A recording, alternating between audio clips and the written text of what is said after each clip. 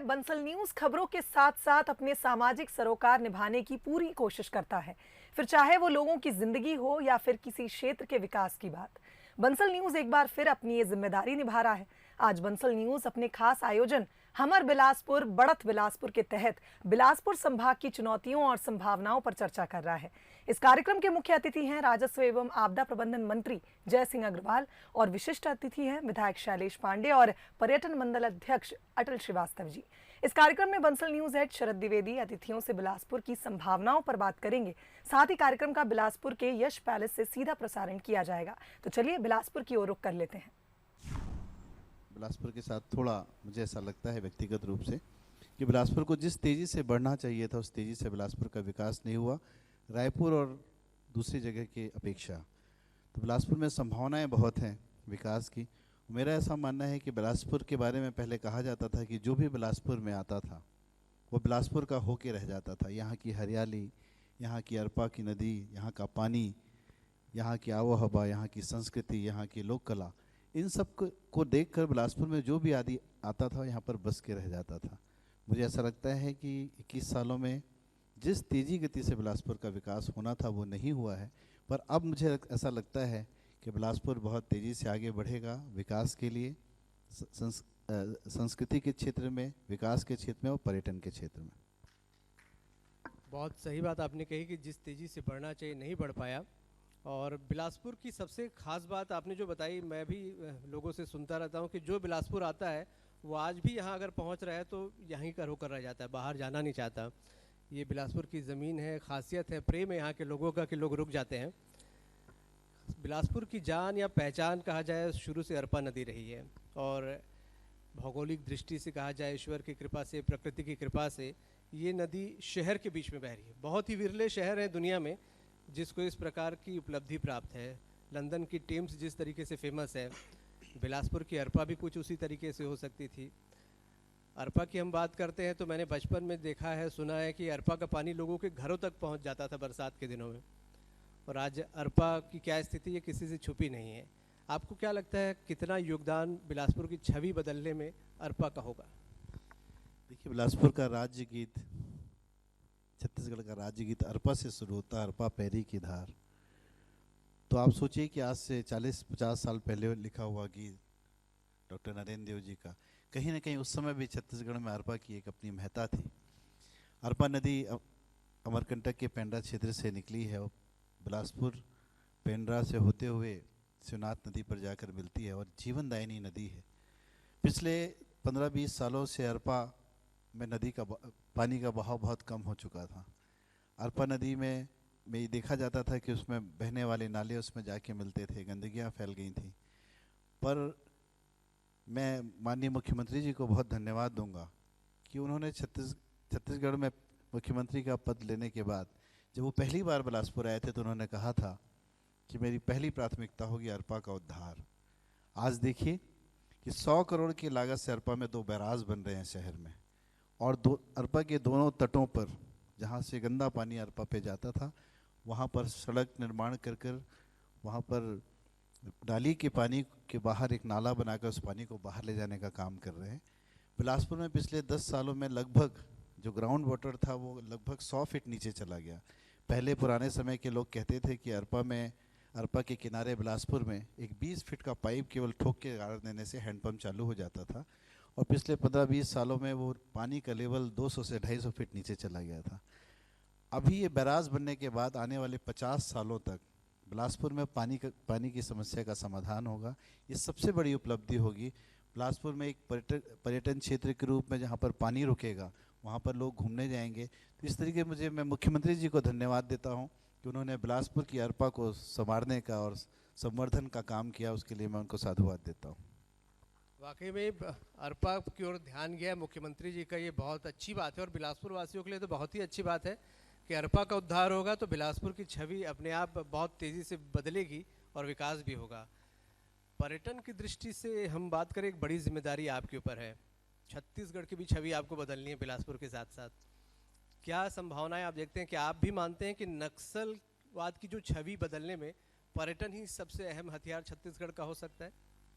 देखिए, बात सच है कि छत्तीसगढ़ से बाहर के लोगों से जब छत्तीसगढ़ की बात की जाती है तो उनके मन में छत्तीसगढ़ के लिए एक इमेज बनती है कि छत्तीसगढ़ नक्सल प्रभावित क्षेत्र है, और उनको ये नहीं मालूम है कि हमारे यहाँ केवल 8-10 जिले हैं जहाँ पर नक्सल गतिविधियाँ हैं।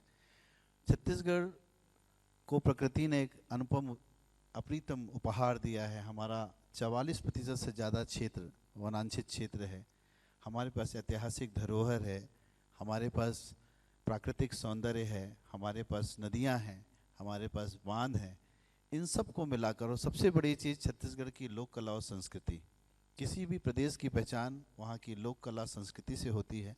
और पर्यटन तभी बढ़ता है जब आप अपनी संस्कृति को आगे बढ़ाने का काम करते हैं।